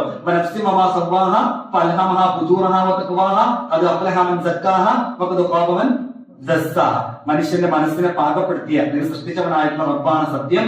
എല്ലാ മനുഷ്യനും നന്മയുടെ ബോധവും തിന്മയുടെ ബോധവും നാം എന്താക്കിയിട്ടുണ്ട്? നൽകിയിട്ടുണ്ട്. പ്രത്യക്ഷത്തിലുള്ള നന്മയും തിന്മ എല്ലാവർക്കും മനസ്സിലാവും. ഇപ്പൊ നിങ്ങൾ നിരീശ്വരവാദികളോട് ചോദിച്ചു നോക്ക്, കള്ളുടിക്കാൻ പറ്റുമെന്ന് ചോദിച്ചാലോ തെറ്റാണെന്ന് പറയും. മതപരമായിട്ടൊന്നും പറഞ്ഞില്ലെങ്കിൽ എന്ത് പറയും? തെറ്റാണ്, ശരീരത്തിന് കേടാണ്, അല്ലെ പ്രശ്നമാണ്. കുടിക്കണോന്ന് പറയും എന്താണ്? തെറ്റാണെന്ന് പറയും. മാതാപിതാക്കൾ അനുസരിക്കണോ, നന്മ ചെയ്യണോ, എല്ലാവരും പറയുന്നത് അത് നല്ല കാര്യമല്ലേ, അന്ന് ചെയ്യേണ്ട ഒരു ബാധ്യതയാണല്ലോ എന്ന് പറയും, അല്ലെ? ഒരാളെ സഹായിക്കണം എന്ന് ചോദിച്ചാൽ അത് നല്ല കാര്യമാണെന്ന് എല്ലാവരും പറയും. ഇങ്ങനെ പ്രത്യക്ഷമായിട്ടുള്ള നന്മയും തിന്മയും എല്ലാ ഹൃദയത്തിനും അന്ന് കൊടുത്തിട്ടുണ്ട്. അതുകൊണ്ടാണ് എല്ലാ ജനിക്കുന്ന ആളും ചിത്രത്തോട് കൂടിയിട്ടാണ് ജനിക്കുന്നതെന്ന്, ശുദ്ധരായിട്ടാണ് ജനിക്കുന്നതെന്ന് ഖുർആൻ പറഞ്ഞു. എന്നിട്ട് പറയുന്ന ഭാഗമാണ് നമ്മളെ ഭാഗം, ഖദ് അഫ്ലഹ മൻ സക്കാഹ. ആ മനുഷ്യ മനസ്സിനെ നന്മയിലേക്ക് കൊണ്ടുപോയവൻ ആരോ അവൻ വിജയിച്ചു. വഖദ് ഖാബ മൻ ദസ്സാഹ. അതിനെ കളങ്കപ്പെടുത്തിയവനാരോ അവനെന്ത് ചെയ്യും? പരാജയപ്പെടുകയും. അങ്ങനെ പറഞ്ഞെന്താ? നമുക്ക് തോന്നും ചില വിഷയങ്ങളിലേക്ക് പോയാൽ തെറ്റാവുന്ന തോന്നുമ്പോ നിർത്തണം. നമ്മൾ എന്താ ചെയ്യാറ്? പോയി കഴിഞ്ഞ് നമ്മൾ തൗബ പഠിച്ച അങ്ങനെയാണ്. തൗബ തെറ്റ് കഴിഞ്ഞിട്ടുള്ള പാപമോചനമായിട്ടാണ് തൗബയെ പഠിച്ചത്. അതുകൊണ്ട് എന്ത് ചെയ്യുന്നാലോ, തെറ്റ് ചെയ്താലും തൗബ ഉണ്ടല്ലോ എന്നുള്ള ആശ്വാസം നമ്മൾ കണ്ടെത്തുന്നത്. അതിന്റെ പ്രശ്നം എന്താ? തെറ്റ് ചെയ്ത് കഴിഞ്ഞാൽ എന്തുണ്ട്? തൗബ ഉണ്ടെന്ന ആശ്വാസമാണ്. തൗബ പഠിപ്പിച്ചത് അങ്ങനല്ല, തെറ്റ് ചെയ്യാതിരിക്കാനുള്ള ഒന്നായിട്ടാണ് തൗബയെ പഠിച്ചത്. അതുകൊണ്ടാണ് നിങ്ങൾ പിന്നെ തമാശ രീതിയിൽ തൗബയെ എന്ത് ചെയ്യാൻ പാടില്ല? കാണാൻ പാടില്ല. അത്രയും പ്രയാസപ്പെട്ട് ചിലപ്പോൾ വീണ് പോകുമല്ലോ, അല്ലെ? മനുഷ്യന്റെ സമ്മർദ്ദം കൊണ്ടൊക്കെ എന്ത് ചെയ്യും? വീണ് പോകുന്ന ഒരാളാണ് ആ തൗബ അംഗീകരിക്കുന്നത്. ഞാൻ എപ്പോഴെപ്പോഴും തെറ്റ് ചെയ്യുന്ന ഒരാൾക്ക് ഇങ്ങനെ തൗബ ആത്മാർത്ഥം ചെയ്യാൻ പറ്റുക, അല്ലെ? ടീച്ചർമാർ എപ്പോഴും മറന്നുപോയി ഹോംവർക്ക് ചെയ്യാന്ന് പറഞ്ഞാല് ഹോംവർക്കിനെ കുറിച്ചേ ബോധമില്ലാത്തവരായിരിക്കും. ഓനാണ് എപ്പോഴും മറന്നു പോവുക. ഇതേപോലെ എപ്പോഴും തെറ്റ് ചെയ്യാന്ന് പറഞ്ഞാൽ ശരിയെ കുറിച്ച് ബോധമില്ലാത്ത ഒരാൾക്കാണ് എപ്പോഴും തെറ്റ് ചെയ്യാൻ പറ്റുക. ഇത് ശരിയാണ് തെറ്റാണ് ബോധമുള്ള ഒരാൾ എപ്പോഴും തെറ്റിന് വീണോ എന്ന് പറയാൻ പറ്റില്ല. പക്ഷെ ചില സമയത്ത് കൂടും. അപ്പൊ തൗബയെ കുറിച്ചുള്ള ഒരു ബോധമുള്ള മനുഷ്യൻ അത് മനസ്സിനെ പിടിച്ചു വെക്കാൻ പറ്റുന്ന ഒരാളായിരിക്കും. നമുക്ക് തോന്നും തെറ്റിനെ ചെയ്യാൻ വേണ്ടിയിട്ട് ഇങ്ങനെ മുമ്പിൽ ഉണ്ടാകുമ്പോൾ എനിക്ക് ഉറപ്പാണ് ഞാൻ അതിലേക്ക് പോയി എനിക്ക് കൺട്രോൾ ചെയ്യാൻ പറ്റൂല, ഉറപ്പാണ്. നേരത്തെ ഒരു അങ്ങാടിയിൽ സംസാരിക്കാൻ, അപ്പൊ സംസാരിക്കുന്ന ആൾക്കാരുണ്ട്. ഞാൻ പാടെ പോയാൽ എന്ത് ചെയ്യും? 1 മണിക്കൂർ 2 മണിക്കൂർ ഞാൻ അവിടെ ഇരിക്കും. ഇരുന്ന വേറെ കുറെ ചർച്ചയിലേക്ക് പോകും. എനിക്ക് ഉറപ്പാണ്. അത് അവിടെ പോയി ഇരുന്നിട്ട് ഉറപ്പിക്കാൻ നിൽക്കണ്ട. അങ്ങനെ പറയുന്ന ഉറപ്പുണ്ടെങ്കിൽ പിന്നെന്ത് ചെയ്യണ്ട? അങ്ങോട്ട് പോകാതിരിക്കാനാണ് എന്ത് നേരത്തെ പറഞ്ഞ ക്ഷമയുടെ ഭാഗം പറഞ്ഞ മനസ്സിലായത് എനിക്കറിയില്ല. അപ്പൊ അങ്ങോട്ട് പോകാതിരിക്കാൻ പറ്റണം. ചില സ്ഥലങ്ങളിലേക്ക് പോയാൽ ഞാൻ പിന്നെ പോകുന്നതിന് മുമ്പേ കൺട്രോൾ ചെയ്യാൻ പറ്റണം. അതുകൊണ്ടാണ് യൂസുഫ് നബി അലൈഹി സ്വലാത്തു വസ്സലാമിന്റെ ചരിത്രം പഠിപ്പിച്ചിരുന്നോട് അങ്ങനെ പറഞ്ഞല്ലോ. യൂസുഫ് നബി എന്ത് ചെയ്തു? ആ സ്ത്രീ വേണ്ടാത്തൊരു കാര്യത്തിന് വേണ്ടി ക്ഷണിക്കാണ്. ഇപ്പം വരല്ലേ, വ്യഭിചാരത്തിന് വേണ്ടി ക്ഷണിച്ചപ്പോ യൂസുഫിന് പോയില്ല. യൂസുഫിൻ പറയാണ്, ഖാല റബ്ബി സിജ്നു അഹബ്ബു ഇലയ്യ മിമ്മാ യദ്ഊനനി ഇലൈഹി. എന്താ പറഞ്ഞത്? സിജിനാണ് എനിക്ക് നല്ലത്, ജയിലാണ് എനിക്ക് നല്ലതെങ്കിൽ പഠിച്ചോനെ അത് എനിക്ക് തരണേ എന്ന് പറഞ്ഞു. അപ്പൊ വ്യഭിചരിച്ചു കഴിഞ്ഞാൽ കുറെ ഗുണങ്ങളില്ലേ യൂസുഫിനെ സംബന്ധിച്ചിടത്തോളം? അവിടെ അല്ലെ ആ ഒരു കർമ്മത്തിന് പോയി കഴിഞ്ഞാൽ വ്യക്തിപരമായിട്ട് കുറെ ഗുണങ്ങൾ ഉണ്ട്. ശരിക്കും നമ്മുടെ കൺസെപ്റ്റ് നോക്കുന്ന സമയത്ത് എന്തുണ്ടാവും? അവിടെ രാജകൊട്ടാരത്തിൽ ഉഷാറായിട്ട് വലിയ ആളായിട്ട് ജീവിക്കുക, ജയിലിൽ മോചിതനാവും, പറയുന്ന കാര്യങ്ങളൊക്കെ എന്ത് ചെയ്യും, അങ്ങനൊക്കെ കിട്ടുന്ന ഒരു വലിയൊരു അനുഗ്രഹത്തിന്റെ സംഭവം മുമ്പിലുണ്ട്. പക്ഷേ തെറ്റിലൂടെയാണ് ആ അനുഗ്രഹം കിട്ടുന്നത്. അപ്പൊ തെറ്റിലേക്ക് പോകാതിരിക്കുക എന്ന് പറയുന്നത് മനസ്സിനെ പാകപ്പെടുന്നത് എങ്ങനെയാണ്? സിജിൻ എന്ന് പറയുന്നത് ഭയങ്കര പ്രയാസല്ലേ അല്ലെ? ജയിലിൽ പോകാന്ന് പറഞ്ഞാൽ പക്ഷെ ആ പ്രയാസമാണെങ്കിൽ ശരി, ആ വേണ്ടാത്തതിന് പോകണ്ടല്ലോ. കാരണം എന്താ അറിയോ? നമ്മള് തെറ്റ് ചെയ്തിട്ട് ആ കനം കൊണ്ടു നടക്കുക എന്ന് പറഞ്ഞാൽ ഭയങ്കര ബുദ്ധിമുട്ടാണ്. തെറ്റ് ചെയ്യാതെ പ്രയാസം അനുഭവിക്കുമ്പോൾ വേദന ഉണ്ടാവില്ല.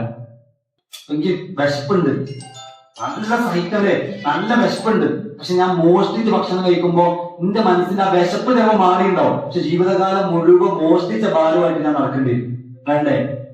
ഞാൻ വേണ്ടാത്തൊരു കാര്യം ചെയ്താൽ മരിക്കോളം അതുകൊണ്ട് ഡിപ്രഷനിലൊക്കെ ചില ആൾക്കാർ പോകണമെന്നുണ്ടാ ആ ഭാരം സഹിക്കാൻ പറ്റില്ല. തെറ്റിലേക്ക് പോകുമ്പോൾ ആ തെറ്റുണ്ടാക്കുന്ന ഒരു ഭാരമുണ്ട്. അത് ഈ പ്രയാസം അനുഭവിക്കുന്നതിനേക്കാൾ ഭാരമാണ്.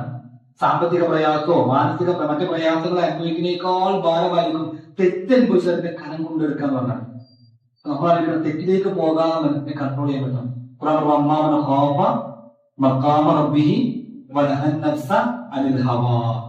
അള്ളാഹുവിനെ ഭയപ്പെടുകയും അതേപോലെ തന്നെ വനഹൻ നഫ്സ മനുഷ്യന്റെ ദേഹേച്ഛകളെ കൺട്രോൾ ചെയ്യുകയും ചെയ്യുന്നവരാരോ അവർക്ക് സ്വർഗ്ഗമുണ്ട്. ഗുഹയിൽ കുടുങ്ങിയിട്ടുള്ള ആളുടെ ചരിത്രം പഠിച്ചപ്പോ നമ്മൾ പഠിച്ചു. എന്താണ് ആളുടെ പ്രാർത്ഥന? എന്താ? ഒരു സ്ത്രീക്ക് പണം കൊടുത്ത് സഹായിച്ചു. ആ സ്ത്രീ പണമില്ലാതെ അങ്ങനെ നിൽക്കുന്ന സമയത്ത് ഞാൻ എന്റെ ഒരു ആവശ്യത്തിന് വേണ്ടിയിട്ട് സ്ത്രീയെ സമീപിക്കുന്ന സമയത്ത് ആ സ്ത്രീ അള്ളാഹ് സൂക്ഷിക്കണം എന്ന് പറഞ്ഞപ്പോഴത്തേക്ക് ഞാൻ എന്ത് ചെയ്തു? ഇറങ്ങി കൂടി എന്നുള്ളതാണ്. ആ സമയത്ത് നോക്കി നിങ്ങൾ, അള്ളാഹ് പറഞ്ഞപ്പോഴത്തേക്ക് അവന്റെ മനസ്സിലേക്ക് ആ നിയന്ത്രണ ബോധം വന്നു. ഇത് ചെയ്യാൻ പാടില്ല, തെറ്റാണെന്ന ബോധം വന്നപ്പോ ആ സാഹചര്യത്തിൽ മാറുകയും ചെയ്തു. രണ്ട് കാര്യങ്ങളാണ് പഠിപ്പിച്ചിരുന്നത്. ഒന്നെന്താ? ഒന്ന് അള്ളാഹ് ബോധം വന്നപ്പോഴത്തേക്ക് ചെയ്യാൻ പോകുന്ന തെറ്റിനെ കുറിച്ച് എന്ത് ചെയ്തു? തിരുത്തണമെന്നൊരു മനോഭാവം വന്നു. രണ്ടാമത് അവിടെ തന്നെ നിന്നില്ല. നിന്നാൽ എന്ത് ചെയ്യും? നിന്നാൽ രണ്ടാമത്തെ പ്രോസസ് ഉണ്ടാവും. നമുക്കെന്താ തെറ്റ് പറ്റുന്ന സമയം എവിടെ? നമുക്ക് രണ്ടാമത്തെ പ്രോസസ് എന്താ? ഒരു പ്രാവശ്യമൊക്കെ അല്ലേ, അല്ലെങ്കിൽ ഇപ്പൊ കളവ് പറയാതെ ഒന്നൊക്കെ പറഞ്ഞപ്പോ എന്താ? ഇന്നത്തെ കാലത്ത് ഇപ്പൊ അതൊക്കെ ചെയ്യാത്തവരാരാ? രണ്ടാമത് ന്യായീകരണ പ്രോസസ്സിലേക്ക് പോകും. ന്യായീകരണ പ്രോസസ്സിലേക്ക് പോകുന്ന ആ സന്ദർഭത്തിൽ ഇങ്ങനെ നിൽക്കുമ്പോഴാണ് ന്യായീകരണം വരിക. എന്നാ തരത്തിനോട് പോയാലോ, ആ സന്ദർഭത്തിന് പോയാലോ, പിന്നെ ന്യായീകരിക്കാൻ ചിലപ്പോൾ നമുക്ക് എന്ത് ചെയ്യില്ല, സാധ്യമായിട്ട് പെട്ടെന്ന് ചെയ്യാൻ പറ്റുന്ന കാര്യമൊന്നുമല്ല. എന്നാൽ നമ്മൾ പറയുന്നത് നമുക്ക് കൺട്രോൾ ചെയ്യാൻ ചില വിഷയങ്ങൾ പറ്റുമെന്നുണ്ടാവും, നമുക്ക് മാറ്റങ്ങൾ ഉണ്ടാകും എന്നുള്ളതാണ്. അപ്പൊ എന്തേലും ആ ആളെ ഇറങ്ങിപ്പോയി പിന്നെ തിരിച്ചു വരാൻ കഴിയൂല അല്ലെ? അപ്പത്തേനും എന്താ? മനുഷ്യന്റെ മനസ്സ് മാറിയിട്ടുണ്ടാവും. ദേഷ്യം പിടിക്കുമ്പോൾ എന്താ പഠിപ്പിച്ചത്? നിൽക്കുന്ന ആളാണ് ഇരിക്കണം, ഇരിക്കുന്ന ആളാണ് മാറണം, മുതലെടുക്കണം, നിസ്കരിക്കണം എന്നൊക്കെ പഠിപ്പിച്ചത് എന്തിനാ? അവിടെ ആ സിറ്റുവേഷൻ നമ്മൾ മാറുകയാണ്. സിറ്റുവേഷൻ മാറുമ്പോ ആ ദേഷ്യം ഉണ്ടാവില്ല. ഒരു മനുഷ്യന് ദേഷ്യം പിടിക്കുന്ന ആള് ദേഷ്യം പിടിക്കുന്ന ആൾ എന്ത് ചെയ്യുന്നറിയോ? ദേഷ്യം പിടിക്കുന്ന ആള് പറഞ്ഞു, എനിക്ക് എന്ത് ദേഷ്യം വന്നാലും ഞാൻ നിനക്കുള്ള മറുപടി നാളെ തരാന്ന് പറയുന്നു. എപ്പോൾ ദേഷ്യം വന്നാലും നിനക്കുള്ള മറുപടി നാളെ തരാന്ന് പറയും. അപ്പൊ ആളുകൾ കളിയാക്കാൻ പറഞ്ഞു. ആളുകൾ പിറ്റേ ദിവസം വന്നിട്ട് പറഞ്ഞു, ആളുകൾ അതിനായിട്ട് ചൂടാക്കും. നാളെ മറുപടി കിട്ടിയല്ലോ ചൂടാക്കും. എന്നാ ദേഷ്യം പിടിപ്പിച്ചു. പിറ്റേ ദിവസം വന്നപ്പോ ചോദിച്ചു, അല്ല ഇന്ന് മറുപടി പറയുന്നതല്ലോ, മറുപടി ഒന്നും കാണുന്നല്ലോ. അപ്പൊ ആള് പറഞ്ഞു, എനിക്ക് നിങ്ങളോട് ഒന്നും പറയാനില്ല. അപ്പൊ ആളുകൾ ചിരിക്കാൻ തുടങ്ങി. ആളുകൾ പറഞ്ഞു, എന്നാ ഇന്നലെ കണ്ട് പറഞ്ഞാൽ പോലെയല്ലോ, ഇത് പറയാൻ ഇന്നലെ തന്നെ പറഞ്ഞാൽ പോലെയല്ലോ. അപ്പൊ മനുഷ്യൻ പറഞ്ഞ പാടാണ്. ഇന്നലെ ഞാൻ പറയുകയാണെങ്കിൽ ഞാൻ എന്റെ സ്വബോധത്തിലല്ല പറയാ, ഞാൻ എന്റെ വികാരത്തിൽ എന്ത് ചെയ്യും, എന്തെങ്കിലുമൊക്കെ വിളിച്ചു പറയുമായിരുന്നു. എന്നാൽ ഇന്ന് ഞാൻ പോയപ്പോഴത്തേക്ക് എന്ത് ചെയ്തു? പിന്നീട് ഞാൻ ഓർത്തിട്ട് എന്ത് ചെയ്യാണ്, എനിക്ക് പെട്ടെന്ന് കാണുമ്പോൾ ദേഷ്യമില്ല. ശരിക്കും അപ്പൊ പറയണ്ട, നമ്മൾ ആലോചിക്കാം, നമുക്ക് ചിരി എന്ന് പറഞ്ഞാൽ എപ്പോഴും ചിരിക്കാൻ പറ്റും അല്ലെ? ഒരാളെ മുഖത്തേക്ക് ചിരിക്കാൻ പറ്റും, നമ്മുടെ ഉള്ളിലുള്ളതാണ്. കരയാന്ന് പറഞ്ഞാൽ സങ്കടം കാണുമ്പോഴത്തേക്ക് കരയാൻ പറ്റും, അത് നമ്മുടെ ഉള്ളിലുള്ളതാണ്. ദേഷ്യം എന്ന് പറഞ്ഞാൽ നമ്മുടെ ഉള്ളിൽ ഇല്ലാത്തൊരു സംഗതിയാണ്, എപ്പോഴും ഇല്ലാത്ത. അതുകൊണ്ടാണ് പെട്ടെന്ന് ദേഷ്യം പിടിക്കാൻ പറ്റില്ല. എന്തെങ്കിലും ഒരു കാരണം വേണം. ചിരിക്കാൻ കാരണമൊന്നും വേണ്ട, ചിരിക്കാൻ നല്ല ചിരിക്കാൻ പറ്റും. കരയാനുണ്ടാകുന്ന കാരണം വേറൊരാളുടെ ബുദ്ധിമുട്ടുണ്ടായാലും കരയും. ഇന്നെ ആവണമെന്നില്ല. എനിക്ക് വേറൊരാളുടെ ആവശ്യത്തിൽ ദേഷ്യം പിടിക്കാൻ പറ്റില്ല. അപ്പുറത്തെ രണ്ടാൾക്കാർ കച്ചവടം ഉണ്ടാക്കുക, എനിക്ക് ഇപ്പോൾ ദേഷ്യം പിടിക്കാൻ തോന്നില്ല. ദേഷ്യം പിടിക്കാറില്ല, അങ്ങനെ ദേഷ്യം പിടിക്കൊന്നുമില്ല, വെറുതെ ദേഷ്യം പിടിക്കില്ല. ദേഷ്യം എന്ന് പറഞ്ഞൊരു സാധനം നമ്മൾ തന്നെ കുറെ ഉണ്ടാക്കണം, ആവശ്യമുള്ളത് പ്രയോഗിക്കണം, ക്ഷമ ഉണ്ടാക്കണം. മൂന്നാമത്തെ ക്ഷമയുടെ പാടെന്ന് പറയുന്നത് ഈ ദേഷ്യം പിടിക്കുന്ന സ്ഥലത്തും അതേപോലെ പരീക്ഷണം വരുന്ന സ്ഥലത്തും ഈ മൂന്നാമത്തെ ക്ഷമ വന്നു. രണ്ടാമത്തെ നമ്മൾ വിശദീകരിക്കുന്ന സാധനമാണ്. രണ്ടാമത്തെ നമ്മൾ പരാജയപ്പെടുക, ഒറ്റപ്പെടുന്ന സമയത്ത് അല്ലെ, ആരും ഇല്ല എന്ന് തോന്നുമ്പോ ഒക്കെ നമ്മൾ എന്ത് ചെയ്യും, നമ്മുടെ വികാരങ്ങൾ കൺട്രോൾ പോകും, നമുക്ക് വേണ്ടാത്തതിലേക്ക് ടെൻഡൻസി ഉണ്ടാവും. മൂന്നാമത്തെ ക്ഷമ പരീക്ഷണങ്ങളും പ്രയാസങ്ങളും ഉണ്ടാകുന്ന സമയത്തുള്ള ക്ഷമയുടെ ഭാഗമാണ്. നമുക്കറിയാം കുറെ പരീക്ഷണങ്ങൾ പറഞ്ഞിട്ടുണ്ട്. ആ പരീക്ഷണങ്ങൾക്ക് ക്ഷമിക്കാൻ പറ്റും. ും വിഷയിൽ അതിൽ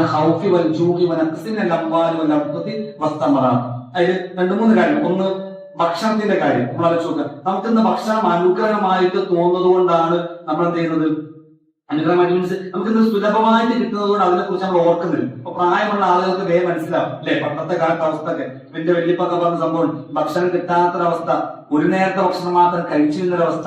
നല്ലൊരു ഭക്ഷണം കിട്ടണമെങ്കിൽ വലിയ ഏതെങ്കിലുമൊക്കെ ഫംഗ്ഷന് പോയിട്ടാണ് നല്ലൊരു ബിരിയാണി കിട്ടുക.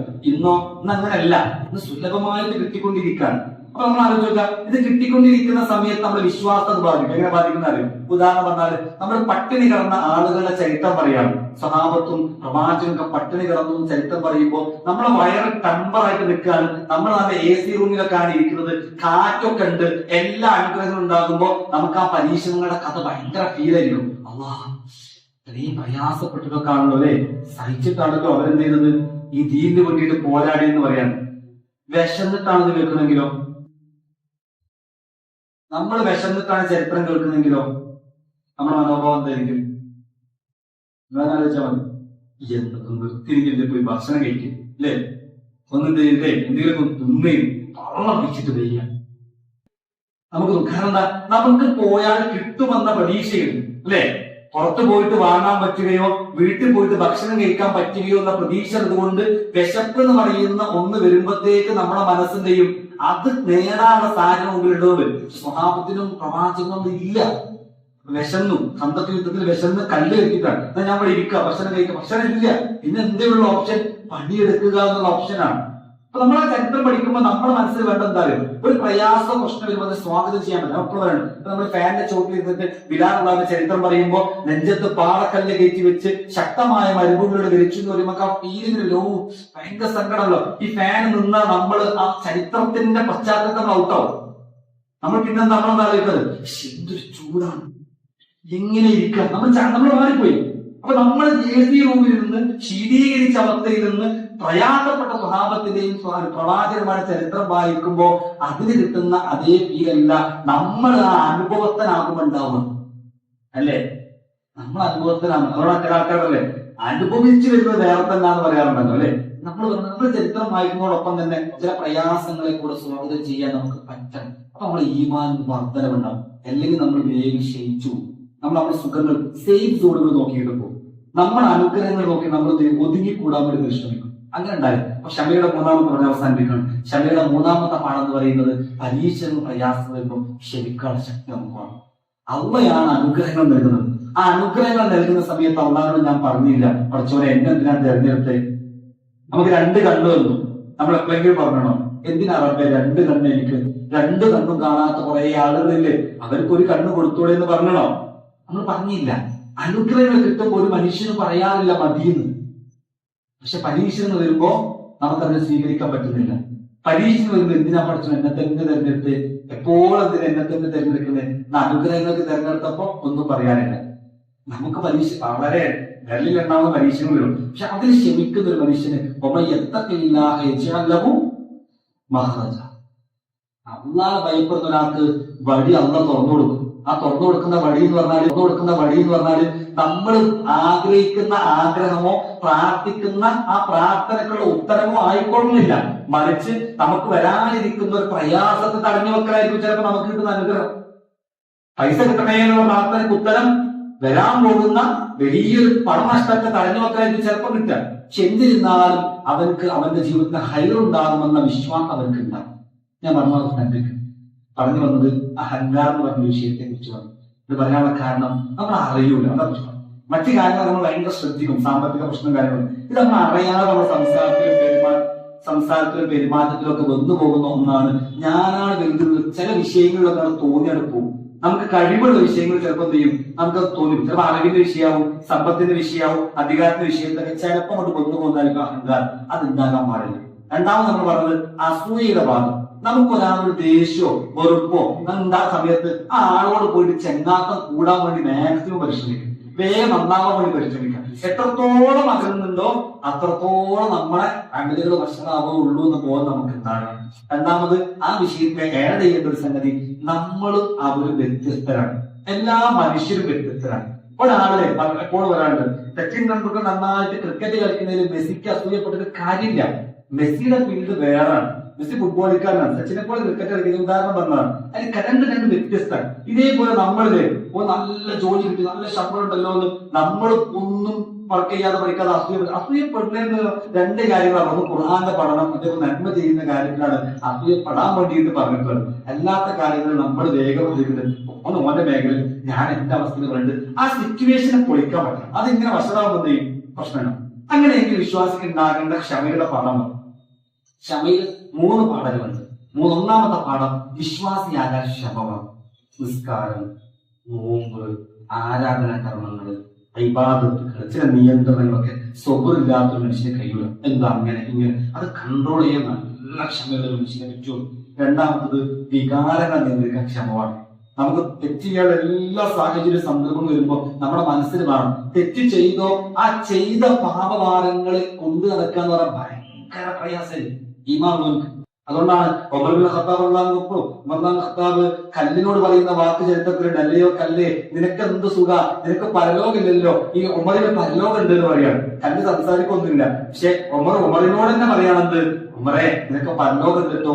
കാരണം ഉമർ ഇബ്നു ഖത്താബ് ആരാണെന്ന് ഉമറിന് നന്നായിട്ട് അറിയാം. എതിനെ കൊല്ലാൻ വേണ്ടി പോയിട്ടുണ്ട്, വേണ്ടാത്ത കാര്യങ്ങൾ ചെയ്തിട്ടുണ്ട്. ആ പാപഭാരം കൊണ്ടാണ് ഉമർ ഇബ്നു ഖത്താബ് പറയുന്നത് പരലോകത്തിൽ എന്താ അവസ്ഥ. പക്ഷെ അതേ ഉമർ ഖത്താബിനോട് റസൂൽ എന്താ പറഞ്ഞേ, സ്വർഗത്തിലാണെന്ന് പറഞ്ഞിട്ടുണ്ട്. പിന്നെ പേടിക്കേണ്ട ആവശ്യമുണ്ടോ? ഇല്ല. അങ്ങനെ തുടക്കം കൊണ്ട് ഉറപ്പ് കൊടുത്തിട്ടുള്ള പ്രമാണം ഉമർ ഖത്താബാണ് ചെയ്തു പോയ കാര്യത്തെ കുറിച്ച് വീണ്ടും വേവലാദ്യം പോയി. അതെന്തുകൊണ്ടാ? ചെയ്ത നന്മകൾ സ്വീകരിച്ചിട്ടുണ്ടാവോ എന്നുള്ളൊരു ടെൻഷൻ എന്ന് പറഞ്ഞാല് പക്ഷെ നന്മൊക്കെ ചെയ്ത് ആ തിന്മകൾ ചെയ്ത തിന്മ എന്ന് പറഞ്ഞാൽ ഭയങ്കര കരാനുള്ള സംഗതി നമ്മൾ ആലോചിക്കണം. അപ്പൊ തിന്മ ചെയ്യാതിരിക്കാവുന്ന കൺട്രോൾ വേണം. എത്ര തിന്മ ചെയ്തിട്ടും മനസ്സിൽ കുറിക്കാത്തതിനെ കുറിച്ച് നബി പറഞ്ഞല്ലേ. സത്യവിശ്വാസി തിന്മ ചെയ്യുന്നതിനെ കുറിച്ച് പറഞ്ഞത് അവന്റെ പിന്നിലേക്ക് വീഴാൻ നിൽക്കുന്ന പർവ്വതത്തെ പോലെ ആയിരിക്കും അവൻ എന്ത് ചെയ്യാം, ഒരു തെറ്റ് ചെയ്യാം. ഒരു തെറ്റ് ചെയ്യുമ്പോഴത്തേക്ക് ബാക്കിൽ നിന്ന് വീഴാൻ നിൽക്കുന്ന ആ മല അതിലൂടെ കുടുങ്ങിയുള്ള അവസ്ഥയൊക്കെ അവന്റെ മനസ്സിലുണ്ടാവും. അത്രയും പേടിണ്ടാവും. എന്നാലോ ചെയ്ത് സയമിച്ചോന്റെ പ്രശ്നം എന്താ? അവനെ കുറിച്ച് പറഞ്ഞത് മൂക്കിൽ തുമ്പിരിക്കുന്ന ദുബാബിനെ പോലെ എന്താ, ദുബാബ് ഈച്ച മുമ്പ് എന്താ ചെയ്യാം അല്ലേ, അടുത്ത പ്രാവശ്യം എന്നാലും അത്രയും നെവർ മൈൻഡ് ആയിട്ട് ചെയ്യാൻ. മനസ്സ് ഈമാന്റെ വൃത്തത്തിൽ പോയാൽ പിന്നെ വരാനുള്ളത് കുറച്ച് പ്രയാസമാണ്. ഈമാന്റെ വൃത്തത്തിൽ ഉണ്ടാകുമ്പോ നമുക്ക് എന്ത് ചെയ്യും, തെറ്റിന് വീണ്ടും ശരിയിലേക്ക് വരാനുള്ള കപ്പാസിറ്റി നമുക്ക് ഉണ്ടാവും. അങ്ങനെ ഉണ്ടാക്കിയെടുക്കാൻ പറ്റും. നമുക്ക് സത്യത്തിൽ കുലൂബനാലാദിന്ന് പ്രാർത്ഥിക്കണം. കുലൂബ് എപ്പോഴും മാറിപ്പോകും. നമ്മൾ വിചാരിക്കും അങ്ങനെ ക്ലാസ്സിൽ വന്ന ആളാണല്ലോ, നാളെ ചിലപ്പോൾ എന്ത് ചെയ്യും, വേണ്ടാത്തൊരു കാര്യം ചിലപ്പോൾ പോയേക്കാം. നമുക്ക് ഉറപ്പിക്കാൻ പറ്റില്ല. അത് നിരന്തരം അതിങ്ങനെ എന്ത് ചെയ്യാൻ പറ്റണം, ഉറപ്പിച്ചുകൊണ്ടിരിക്കാനുള്ളത് നമ്മുടെ പ്രാധാന്യം. അതുകൊണ്ട് നമ്മൾ എന്ത് ചെയ്യണം, ആ ഈമാനിക ബോധത്തെ നിയന്ത്രിക്കാൻ നമുക്ക് സാധിക്കണം. അള്ളാഹു നമ്മെ അനുഗ്രഹിക്കുമാറാവട്ടെ. നമ്മിലെന്ന് ബന്ധപ്പെട്ടുള്ള തെറ്റുകുറ്റങ്ങളൊക്കെ പഠിച്ചാൽമാറാവട്ടെ. രോഗം കൊണ്ടും കടം കൊണ്ടും കഷ്ടപ്പെടുന്ന ആളുകളുണ്ട്. അവർ രോഗവും കടവും ഒക്കെ നീ മാറ്റി കൊടുക്കുന്നത്. ഇന്നും വിദേശത്ത് യുദ്ധത്തിന്റെ ഭീഷണി നിൽക്കുന്ന ഒരുപാട് ആളുകളുണ്ട്. അവർക്കൊക്കെ അവരുടെ ജീവിതത്തെ പഴയ അവസ്ഥയിലേക്ക് ആക്കി കൊടുക്കുകയാണ്. അവർക്ക് സാമ്പത്തികമായിട്ടും മാനസികമായും ശാരീരികമായിട്ടും ശക്തിയും സമാധാനവും ഒക്കെ നീ പ്രദാനം ചെയ്യണം. والمسلمين والمسلمات الأحياء منكم والأموات إنك مجيب الدعوات يا قاضي الحاجات. اللهم أجرنا من النار، اللهم أجرنا من النار، اللهم أجرنا من النار. اللهم يا مقلب القلوب ثبت قلوبنا على دينك. اللهم يا مقلب القلوب ثبت قلوبنا على دينك. اللهم يا مقلب القلوب ثبت قلوبنا على دينك. ربنا تقبل منا انك انت السميع العليم وتب علينا انك انت التواب الرحيم. امين امين برحمتك يا ارحم الراحمين. واخر دعوانا الحمد لله رب العالمين. السلام عليكم ورحمه الله وبركاته.